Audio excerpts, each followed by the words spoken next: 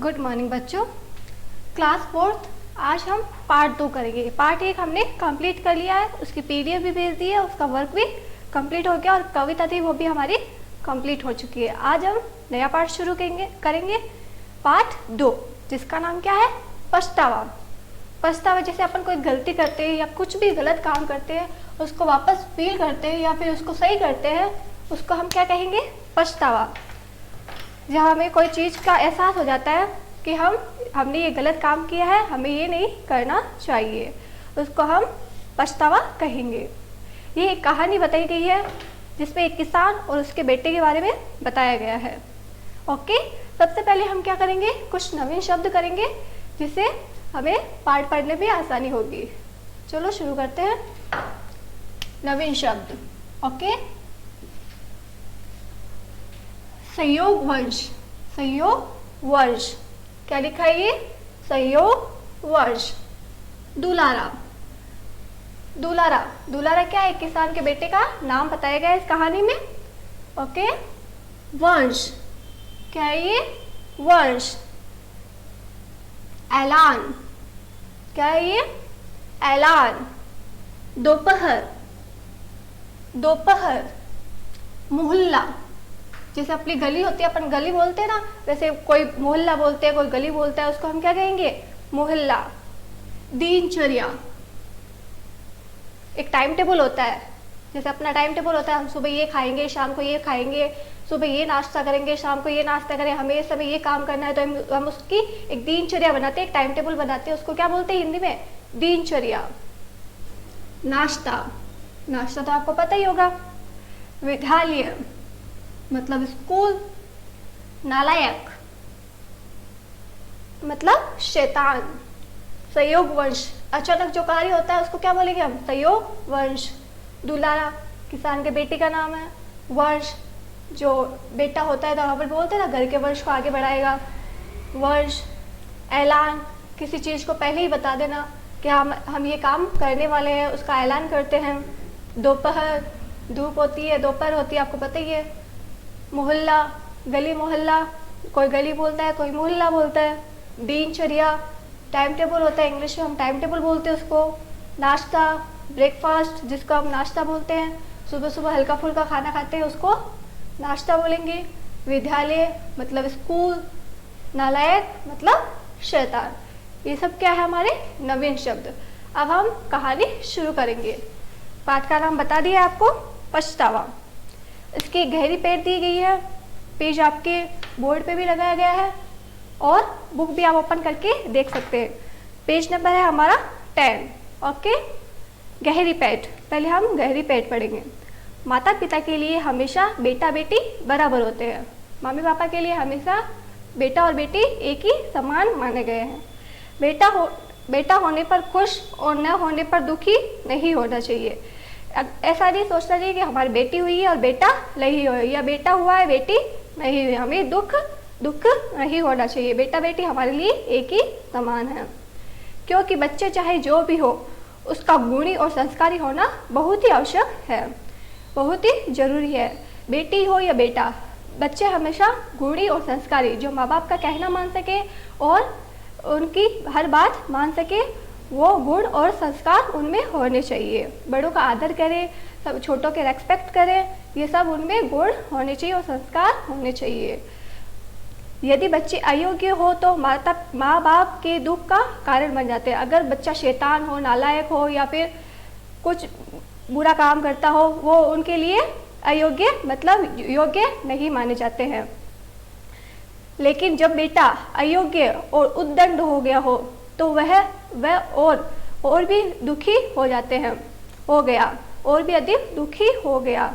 अगर बेटा किसी योग्य नहीं है, अयोग्य है, तो उसके माँ बाप क्या होते हैं? बहुत ही दुखी होते हैं कि इससे अच्छा बेटी या बेटा कोई भी अयोग्य नहीं होने चाहिए, संस्कारी और गुणी होने चाहिए।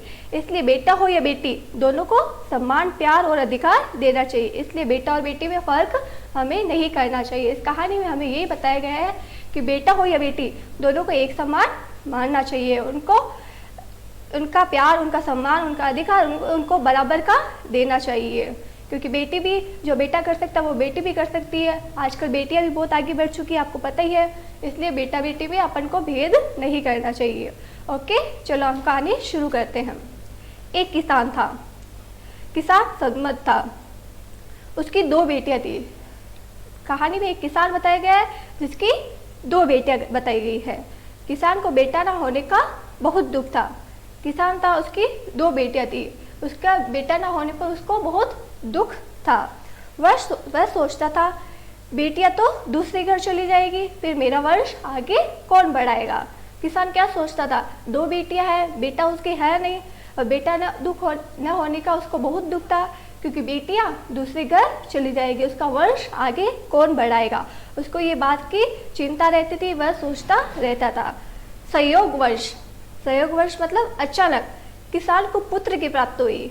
संयोग वश क्या हुआ, किसान को एक पुत्र की प्राप्त हुई, जिसकी वह चिंता करता था, जिसका वह सोचता था कि उसका बेटा नहीं है, उसका वंश आगे कैसे बढ़ेगा। ऐसा सोच के उसके संयोग वश एक पुत्र की प्राप्ति हो गई, जिसका नाम उसने दुलारा रखा। किसान ने उसका नाम क्या रखा, दुलारा, क्योंकि वह बेटा होने की उसको बहुत ही खुशी थी। वह शुरू से सोचता था कि उसकी बेटियां तो है, लेकिन बेटा होगा तो उसका मैं बहुत ही लाड करूंगा, बहुत ही प्यार करूंगा, बहुत ही केयर करूंगा। ऐसा सोच के उसने अपने बेटे का नाम भी क्या रख लिया, दुलारा रख लिया। दुलारा धीरे धीरे बड़ा होने लगा। वह सचमुच में सबका दुलारा बन गया। दुलारा बड़ा हो गया, और बड़ा होते होते उसको सब लाड प्यार करने लगे, उसकी सब केयर करने लगे, और वह धीरे धीरे बड़ा हो गया और सबका दुलारा बन गया, क्योंकि वह एक ही बेटा था जिसको वह बहुत ही प्यार करने लगे। वह जो भी मांगता उसे तुरंत मिल जाता। वह दुलारा कुछ भी मांगता तो उसे क्या मिलता, तुरंत मिल जाता। कुछ भी जिद करता, कुछ भी बोलता, उसकी मम्मी पापा उसकी बहनें क्या करती, उसे तुरंत दे देती। दुलारा विद्यालय जाने लगा, बड़ा हो गया। बड़ा होने के बाद दुलारा क्या करने लगा, विद्यालय जाने लगा।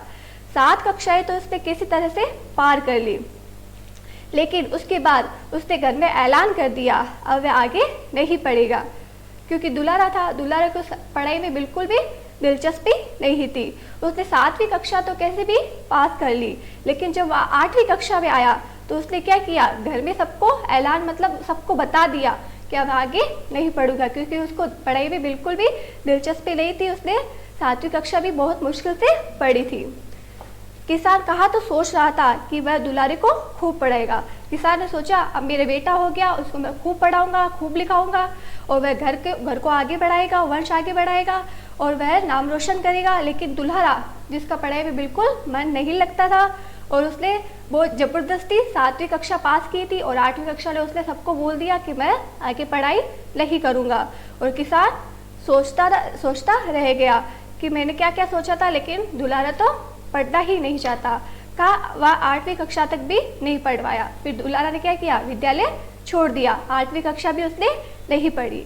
अब दुलारा स्कूल नहीं जाता था, छोड़ दिया स्कूल छोड़ दी, तो अब घर रहने लगा, वह स्कूल नहीं जाता था। वह दोपहर 12 बजे तक बिस्तर छोड़ता था। दोपहर 12 बजे तक क्या करता, सोता रहता, लेट उठता था। बाहर नाश्ते के लिए उसके आगे पीछे घूमती थी। एक तो वह दोपहर 12 बजे उठता था, ऊपर से उसकी माँ उसके नाश्ते के लिए उसके पीछे पीछे घूमती रहती थी। बड़ी बहनों को वह कुछ नहीं समझता था। उसकी बड़ी बहनें थी जिसको वह कुछ भी नहीं मानता था, तथा उनकी पिटाई भी किया करता था। उसकी बड़ी बहनें थी, हम अपनी बड़ी बहनों को मारते पीटते नहीं है, लेकिन दुलारा क्या करता है, बड़ी बहनों की भी कदर नहीं करता था, उन्हें मारता था, पीटता था। माँ दुलारा को डांटती तो वह लड़ झगड़ कर घर से बाहर निकल गया। जब भी माँ दुलारे को डांटती, बड़ी बहनों पे हाथ नहीं उठाना चाहिए, मारना नहीं चाहिए, पीटना नहीं चाहिए, समय पर उठना या कुछ किसी भी तरह से डांटती थी, तो वह क्या करता था, लड़ झगड़ कर घर से बाहर निकल जाता था। गली मोहल्ले के बेकार लड़कों के साथ शाम ढले खेलता रहता। गली मोहल्ले में बेकार लड़के थे, शाम को बाहर निकल कर क्या करता था, वह बेकार लड़कों के साथ खेलता था, और जब घर आता तो खा पी कर वापस सो जाता था। पहले तो गली मोहल्ले के लड़कों के साथ खेलता रहता, लड़ झगड़ कर घर में बहनों के साथ लड़ाई झगड़ा करता था, फिर बाहर लड़कों के साथ खेलता था, और जब वापस घर में आता तो वापस खा पी कर सो जाता था। इसी दिनचर्या के साथ वह बड़ा हो गया। ऐसे करते करते दुलारा बड़ा हो गया। इस बीच बड़ी बहन की शादी अच्छे घरों में हो गई। बड़ी बहन थी जिसकी शादी अच्छे घर में हो गई। आज हम ये कहानी इतनी ही पढ़ेंगे और आगे की कहानी हम अगली वीडियो में पढ़ेंगे। तो इस कहानी में हमने क्या देखा, एक किसान था जिसकी 2 बेटियां थी। उसका बेटा ना होने का बहुत दुख था। संयोगवश उसकी एक बेटा हो गया। बेटा होने के बाद उसने अपनी बेटी का नाम दुलारा रखा। दुलारा धीरे धीरे बड़ा होने लगा। वह सचमुच का दुलारा बन गया। वह कुछ भी मांगता उसके माँ बाप या उसकी बड़ी बहनें उसको लाकर दे देते।